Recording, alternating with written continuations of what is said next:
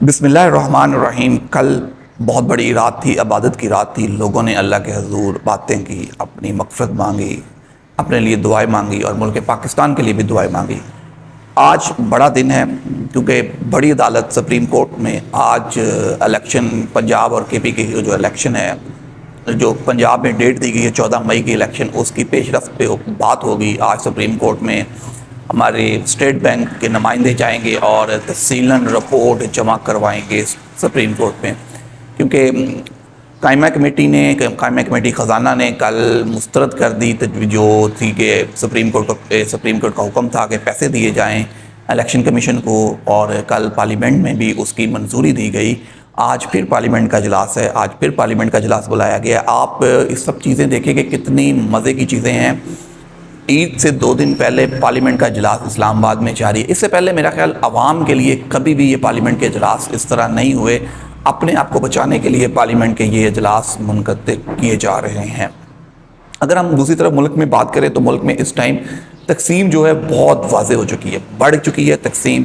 वकला तकसीम है, अदलिया तकसीम है, मीडिया तकसीम है। 2 तरह का पॉइंट ऑफ व्यू हमको मिलता है। सोशल मीडिया पे भी हमें 2 तरह का पॉइंट ऑफ व्यू मिलता है, सुनने में भी 2 तरह का पॉइंट ऑफ व्यू मिलता है। अगर हम इसी पे बात करें तो पाकिस्तान बार कौंसिल ने जो गोल मेज़ कॉन्फ्रेंस लाहौर में हुई थी उसको मानने से इनकार कर दिया है। पाकिस्तान बार कौंसिल कह रही है कि जो आइन साजी की गई है उस आइन साजी के हम साथ खड़े हैं। आज फिर उन्होंने हड़ताल की कॉल दी हुई है। पाकिस्तान बार चाह रही है कि जो कर दी गई है, कानून साजी कर दी गई, उस पर मनोमन अमल किया जाए। सुप्रीम कोर्ट का दायरा अख्तियार नहीं है। अब वकला बरादरी तकसीम है, एक तरफ चोटी के वकील शामिल है और दूसरी तरफ पाकिस्तान बार। अब देखना ये कि किन के मफाद, किसके मफाद कहाँ पे जाके मिलते हैं। अगर हम दूसरी तरफ बात करें तो ये बात बहुत वाज़ेह हो चुकी है कि जो नून लीग का ग्रुप है, नून लीग के अगर आप बात करें एंकर पर्सन है, मीडिया पर्सन है, तो वो इसको बात को कह रहे हैं कि अदालती एमरजेंसी लगी हुई है। अदालतों का काम इस तरह का नहीं है, अदालतों के और बड़े काम हैं। अगर आप उनके बयानियाँ सुने तो आपको यकीन आएगा कि वो बिल्कुल ठीक कह रहे हैं। बयानियाँ बना रहे हैं कि अदालतों के ये काम नहीं है, अदालतों का काम नहीं है कानून साजी करना, ये तो पार्लियामेंट का काम है कानून साजी करना। पार्लियामेंट गलत कानून साजी करे, ठीक करे, ये पार्लियामेंट का अख्तियार है। सवाल सिर्फ ये है कि क्या जो ये पार्लियामेंट है, जो टांगा कशी की पार्लियामेंट है, एक घोड़ा टांगा पार्लियामेंट है, क्या इस पार्लियामेंट का ये अख्तियार है कानून साजी का, जिसमें राजा रियाज जैसे अपोजिशन लीडर हों? क्या उस पार्लियामेंट का ये अख्तियार है जिसकी अगर तकरीर सुने तो वो हुकूमती नुमाइंदों की तकरीर लगती हो, जो मुस्लिम लीग नून के टिकट के उम्मीदवार है इलेक्शन में? क्या ये इस पार्लियामेंट का अख्तियार है कानून साजी का? बात यहाँ तक है कि मियाँ नवाज शरीफ साहब ने फैसला कर लिया है कि हम किसी भी सूरत इलेक्शन नहीं होंगे। 14 मई को तो भी किसी भी सूरत इलेक्शन नहीं होंगे। उसके लिए चाहे शहबाज शरीफ को तौहीन अदालत लगे, चाहे 3-4 वज़रा को तौहीन अदालत लगे, वो इसलिए नून लीग ये फैसला कर चुकी है। नून लीग ने फैसला कर लिया है कि अब तौहीन अदालत में शहबाज शरीफ उड़ते हैं तो उड़ जाएं, 2-3 वज़रा उड़ते हैं उड़ जाएं, लेकिन 14 मई तक हम फंड नहीं देंगे, हम इलेक्शन के लिए पैसे नहीं हैं हमारे पास। अगर इसी पे बात करें, कल बजट जो कल कानून साजी हो रही थी, जब पार्लियामेंट का इजलास हो रहा था कि पैसे नहीं देने, तो दूसरी तरफ 129 अरब रुपया तरक्याती फ़ंड की मद में दिया गया। कल ही दिया गया। सिर्फ 21 अरब रुपया इलेक्शन के लिए नहीं है, लेकिन 129 अरब रुपया तरक्याती फ़ंड के लिए दिया जा सकता है। ये है हमारी पार्लियामेंट। लोगों की पार्लियामेंट को कोई फिक्र नहीं है। अवाम भाड़ में जाए, अवाम को अगर इलेक्शन चाहिए तो उन्हें इससे कोई गर्ज नहीं है, क्योंकि अब PDM जो मुस्लिम लीग नून है उन्हें अपनी वाज़ेह शिकस्त नज़र आ रही है। अगर कोई भी जमात कभी भी सियासी मैदान से नहीं भागी तो, लेकिन इस टाइम तमाम जमातें मिलकर सियासी मैदान से भाग रही हैं। अगर हम बात करें मज़ाकराती कमेटी की, जो मुस्लिम लीग पीपल्स पार्टी की है, वो कल मुस्लिम लीग नून से भी मिली, वो ANP से भी मिली, मैं दूसरी जमातों से मिल रही है कि अपने इत्तेहादियों से मिलकर उसके बाद PTI से मज़ाकरात की बात की जा सके। लेकिन मज़ाकराती कमेटी के बाद बयानियाँ देखें तो राना सनाउल्लाह साहब तो वाज़ेह कह रहे हैं जी कि 14 मई को तो इलेक्शन नहीं हो सकते। आइन में तो कहीं नहीं लिखा हुआ 90 रोज़ के अंदर अंदर इलेक्शन है। इसकी कई और सूरतें भी हैं, मिल बैठ के इससे बात की जा सकती है। एक अनाप्रस्त के लिए हम इलेक्शन नहीं कर सकते। एक तरफ आप मज़ाकरात की बात करते हैं, दूसरी तरफ आप इस तरह की ज़बान इस्तेमाल करते हैं, तो कहाँ मज़ाकरात आ गया? अगर हम सिराजुल हक साहब की बात करें तो उन्होंने मुजीबुर रहमान शामी के प्रोग्राम में बैठ के कहा है कि जी फुल कोर्ट बना देना चाहिए। सिराजुल हक का क्या मैंडेट है कि जो वो फुल कोर्ट की बात करें? एक ऐसी जमात जिनकी पाकिस्तान में कहीं 2-3 सीटों के अलावा सीटें नहीं हैं, वो इस टाइम अगर आप मुज़ाकरात कराने की कोशिश कर रहे हैं, اگر اپنے اوپر کریڈٹ لینے کی کوشش کر رہے ہیں تو میرا خیال ہے سراج الحق صاحب کو اس طرح کی باتیں نہیں کرنی چاہیے. ملک میں پہلے ہی انتشار بہت زیادہ ہے, اس انتشار کو روکنا چاہیے. لیکن سراج الحق صاحب جو کام میں لگے ہوئے ہیں, اپنی جماعت کے لیے آخری امید ہیں سراج الحق صاحب, تو میرا خیال ہے کہ سراج الحق صاحب کو تمام جماعتوں کو ساتھ لے کے چلنے کی بات کرنی چاہیے. سپریم کورٹ کے فل کورٹ کی بات نون لیگ کے بیانیے کو تقید نہیں دینی چاہیے. اگر آپ مذاکرات کروا رہے ہیں تو دونوں پارٹیوں کا پوائنٹ آف ویو آپ کو سننا چاہیے, دونوں پارٹیوں کو پوائنٹ آف ویو بیان کرنا چاہیے. اگر ایک طرف ہمیں خبریں یہ بھی ہیں کہ عمران خان صاحب نے جو مذاکرات کی کمیٹی بنائی, ان کو 3 واضح طور پہ شرطیں بتا دی گئی ہیں. خان صاحب کی 3 شرطیں ہیں.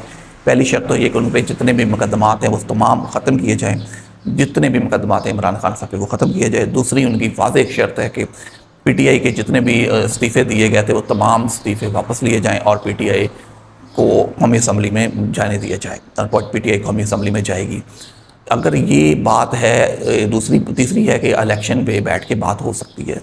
سمپل بات ہے کہ خان صاحب نے جو بھی اپنی جماعت کے لیے غلطیاں کی ہیں وہ غلطیاں اب ان کے سامنے آ رہی ہیں. خان صاحب کو بہت لوگوں نے منع کیا کہ خان صاحب اسمبلیوں سے نہیں نکلنا چاہیے, ہمیں اسمبلیوں میں رہنا چاہیے, یہ اپنی مرضی کی قانون سازی کریں گے, ہمیں ان کے لیے میدان کھلا نہیں چھوڑنا چاہیے. خان صاحب کوئی منجے ہوئے سیاستدان نہیں تھے. ٹھیک ہے, خان صاحب اس ٹائم مقبولیت کی تمام بلندیوں پہ ہیں, لیکن خان صاحب نے اپنی پارٹی کا موقف نہ مان کے بہت بڑی غلطی کی. اب خان صاحب اس پہ پچھتا رہے ہیں کہ نہیں پچھتا رہے, لیکن یہ بہت بڑی غلطی تھی.